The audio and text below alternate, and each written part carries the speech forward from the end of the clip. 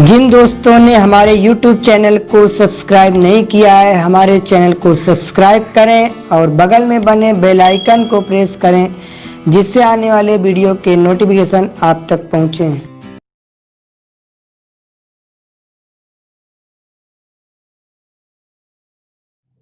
Hello दोस्तों, आप सभी का बहुत बहुत स्वागत है आपके ही अपने YouTube channel Ajit biology club में। दोस्तों, आप लोग कैसे हैं? उम्मीद करते हैं सभी लोग अच्छे होंगे और खुशहाल होंगे। आज हम फिर हाजिर हुए हैं एक नए टॉपिक के साथ। आज का हमारा टॉपिक है जीनोटाइप एंड फिनोटाइप रेशियो। हम लोग जेनेटिक्स के बारे में स्टडी कर रहे थे कि जेनेटिक्स आनुवांशिकता के बारे में हम लोग पढ़ रहे थे। काफ़ी कुछ हम पिछले वीडियो लेक्चर क्लास में सीख चुके हैं। आज फिर हम एक नया टॉपिक लेकर आए हैं, जीनोटाइप एंड फिनोटाइप। तो जीनोटाइप और फिनोटाइप को हम लोग पढ़ेंगे। सभी लोग गौर से वीडियो पर बने रहें और पूरी वीडियो देखें। तो इसमें जीनोटाइप और फिनोटाइप रेशियो क्या है? तुलनात्मक लक्षणों को ध्यान में रखकर जीवधारियों के मध्य संकरण कराने पर जीन संरचना के आधार पर जो अनुपात प्राप्त होता है उसे जीन रूप अनुपात कहते हैं या जीन प्रारूप अनुपात कहते हैं। ये तो हमने आपको बताया जीन प्रारूप अनुपात। अब हम लोग पढ़ेंगे फिनोटाइप अनुपात। फिनोटाइप रेशियो क्या होता है? जब तुलनात्मक लक्षणों को ध्यान में रखकर जीवधारियों के मध्य संकरण कराया जाता है तो प्राप्त संतानों के बाह्य रूप अनुपात को फिनोटाइप अनुपात कहते हैं। अब हम लोग इसको कैसे समझे? आप लोगों ने पढ़ा कि जब तुलनात्मक लक्षणों को ध्यान में रखकर क्रॉस कराया जाता है तो संकरण जब कराया जाता है तो जीन संरचना के आधार पर जो अनुपात प्राप्त होता है उसे हम लोग जीन प्रारूप अनुपात कहते हैं। जीन संरचना के आधार पर या बाह्य रूप के आधार पर अनुपात प्राप्त होता है तो उसे फिनोटाइप अनुपात कहते हैं। केवल जीनोटाइप और फिनोटाइप में अंतर क्या है? जीनोटाइप में जीन संरचना के आधार पर और फिनोटाइप में बाह्य रूप अनुपात के आधार पर जो रेशियो आता है उसे हम लोग फिनोटाइप रेशियो कहते हैं। देखिए, जीनोटाइप आप लोगों ने मेंडल के द्वारा जो मोनोहाइब्रिड क्रॉस था, एक संकरी क्रॉस था, मटर के एक जोड़ी लक्षण का जब उन्होंने क्रॉस कराया तो उसे मोनोहाइब्रिड क्रॉस या एक संकरी क्रॉस कहते हैं। एक संकरी क्रॉस में आप लोगों ने देखा जब F2 पीढ़ी आती थी तो F2 पीढ़ी में फिनोटाइप अनुपात 3:1 आता था और जीनोटाइप अनुपात 1:2:1 आता था। इसको अब यहाँ पे हम लोग जैसे जीनोटाइप और फिनोटाइप है, जीनोटाइप और फिनोटाइप ये शब्द जो दिया था जोहानसन नाम के वैज्ञानिक ने 1910 और 1911 में जीनोटाइप और फिनोटाइप के बारे में सर्च किया था। तो हम लोग इसको यदि बात करें कैसे समझेंगे, यदि आपको और आसानी से हम समझाने का प्रयास करें तो आप लोग देखें। मान लीजिए कोई जीव है, जीव के क्या होते हैं? लक्षण होते हैं। एक जीव के बहुत सारे लक्षण होते हैं और उस लक्षण किसी भी लक्षण के किसी मान लो एक लक्षण एक जीन के क्या होते हैं, किसी एक लक्षण को एक जीन के द्वारा क्या होता है? कंट्रोल किया जाता है।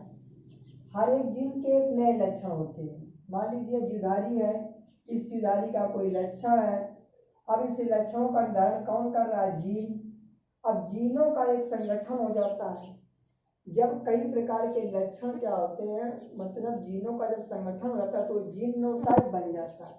क्या बन जाता है? जीनोटाइप। भाई लक्षणों को कंट्रोल करता है जीन, जीनों का जब संगठन हो गया तो वो बन गया जीनोटाइप। और जीनोटाइप जब क्या होता है, वातावरण या एनवायरनमेंट उसी को बोलते हैं, जैसे क्रिया कर लेता है तो बाह्य रूप में फिनोटाइप के रूप में दिखाई देने लगता है। यानी जीनोटाइप क्या होता है? वातावरण से पारस्परिक क्रिया के द्वारा बाह्य रूप में दिखाई देने लगता है, उसी को हम लोग फिनोटाइप कहते हैं।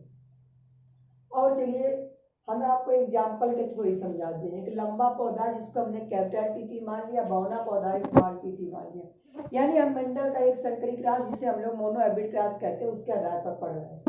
लंबे पौधे कारक कैपिटल टीटी और बौने पौधे कारक स्मॉल टीटी मान लिया। इनको P1 पौधे मान लिया, इसके कारक हो गए कैपिटल टीटी, इसके स्मॉल टीटी गैमेट हो गए। जब इनसे हमने क्रॉस कराया तो आपने देखा कि F1 पीढ़ी में क्या है? सभी पौधे संकर लंबे प्राप्त हुए। कैसे पौधे प्राप्त हुए? शंकर लंबे। जब इनमें स्वपरागण करा दिया, हमने सेल्फिंग करा दिया, तो इनमें देखो कि अब इनके मध्य जब तुलनात्मक, हमने यहाँ लिख रखा है, तुलनात्मक लक्षणों को ध्यान में रखकर जब संकरण कराते हैं तो जीन संरचना के आधार पर देखा जाए, यहाँ पे जो अनुपात प्राप्त हो रहा है जीन संरचना के आधार पर, ये आपका लंबा पौधा हो जाएगा, ये बौना हो जाएगा, ये संकर हो जाएगा। इसकी जीन अगर हम गहराई से अध्ययन करेंगे अंदर क्या है, अब देखा जाए तो लंबा तो ये भी पौधा है और लंबा ये भी प्राप्त हुआ है, लेकिन ये कैपिटल टी थी इसकी जीन संरचना है, इसमें कैपिटल टी स्मॉल टी इसकी जीन संरचना है। ये इसका लंबे पौधे का फिनोटाइप रूप हो गया, ये इसकी जीन संरचना हो गई। लंबे पौधे की जीन संरचना कैपिटल टी की है, ये संकर लंबे पौधे की जीन संरचना कैपिटल टी स्मॉल टी है। अब यहाँ पे संरचनाएं अलग अलग हैं, लेकिन देखा जाए तो पौधे दोनों कैसे हैं, लंबे हैं। यहाँ पे इनका यदि जीन लंबे पौधे और बौने पौधे के मध्य जब क्रॉस कराया तो F1 पीढ़ी में जब स्वपरागण कराया गया, F2 पीढ़ी में जब स्वपराग, ये देखा जाए कितने पौधे संकर लंबे, कितने शुद्ध लंबे, कितने शुद्ध बौने। यहाँ पे 2 पौधे संकर लंबे, एक पौधा शुद्ध लंबा, एक पौधा शुद्ध बौना। इनका जीनोटाइप अनुपात क्या होता है, 1:2:1 आता है। और यदि हम लोग इनका फिनोटाइप अनुपात का बात करें तो ये भी लंबा हो जाएगा 2, एक ये 3, ये बौना हो जाएगा, यानी कि 3:1। फिनोटाइप रेशियो कितना आ जाएगा, 3:1। एक चीज और बता दें, यहाँ पर नोटिस करने वाली बात यह है कि जीनोटाइप वातावरण के साथ मिलकर फिनोटाइप का निर्माण कर लेता है। जीनोटाइप यानी जीनोटाइप जो अनुपात होता है वातावरण के साथ मिलकर क्या होता है, फिनोटाइप का निर्माण कर लेता है। जीनोटाइप यदि समान है तो फिनोटाइप अनुपात भी समान होगा, लेकिन ये जरूरी नहीं कि फिनोटाइप समान होने पर जीनोटाइप भी समान होगा। यदि मान लीजिए किसी पौधे में लंबा पौधा, इसका जीनोटाइप कैपिटल टी है, जीनोटाइप से ये फिनोटाइप अनुपात हो गया। यदि जीनोटाइप फिनोटाइप अनुपात समान है, ये जरूरी नहीं है कि ये फिनोटाइप अनुपात जीनोटाइप अनुपात के क्या होगा, समान होगा। यानी जीनोटाइप, मान लीजिए कोई जुधारी है, जुधारी के जो लक्षण होते हैं उस लक्षण का कंट्रोल जीन के द्वारा होता है। जीनों का संगठन, जब जीनों का संगठन देखा जाए तो वही जीनोटाइप है। और जीनोटाइप जब क्या होता है, वातावरण से क्रिया कर लेता है तो बाहर रूप में दिखने लगता है, तो वो क्या कहलाता है, फिनोटाइप कहलाता है। क्या कहलाता है, फिनोटाइप रेशियो कहलाता है। यानी जब मिलकर, जैसे यदि उदाहरण के द्वारा हम लोग समझे, जैसे किसी के मम्मी पापा लड़ते हैं, घर के अंदर लड़ रहे हैं, तो घर के अंदर यदि लड़ते हैं तो बाहर से आवाज आ रही तो हमको ऑडियो रूम में सुनाई दे रही है। लड़ते लड़ते यदि बाहर निकलना है तो क्या होता है, उनकी वीडियो दिखाई देना है तो वीडियो हो जाता है। उसी तरीके से क्या होता है, किसी जुधारी की जीन संरचना का जो संगठन है वो जीनोटाइप है, यदि वो वातावरण से क्रिया कर लेता है तो क्या बना लेता है, फिनोटाइप। उम्मीद करते हैं दोस्तों आपको समझ में आया होगा। लेकिन दोस्तों बहुत मेहनत से हम लोग पढ़ाते हैं, वीडियो को लाइक करना न भूलें, क्योंकि आप लोगों ने हमारी एक आदत खराब कर दी है कि हमें वीडियो लाइक देखते हैं तो हमें बहुत मनोबल या मोटिवेशन मिलता है, इसलिए सभी लोग वीडियो को लाइक जरूर करें। चलिए आगे हम लोग देखते हैं कि जीनोटाइप और फिनोटाइप में क्या डिफरेंस है। जीनोटाइप और फिनोटाइप में डिफरेंस क्या है, इसको भी डिफाइन।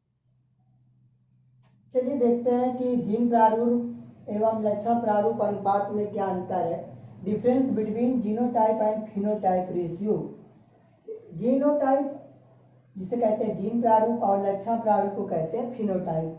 तो यहाँ पे एक जीव के जीन संगठन को व्यक्त करता है, इसमें क्या है, फिनोटाइप में यह जीवों के आकार, प्रकृति, रंग, स्वभाव आदि के गुणों को व्यक्त करता है।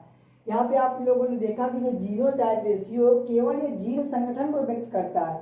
किसी जुधारी की मान लीजिए कोई जीन संरचना है, उसमें कितने प्रभावी हैं, कितने अप्रभावी हैं, कितने हाइब्रिड हैं, ये सबको क्या व्यक्त करता है, जीनोटाइप बताता है।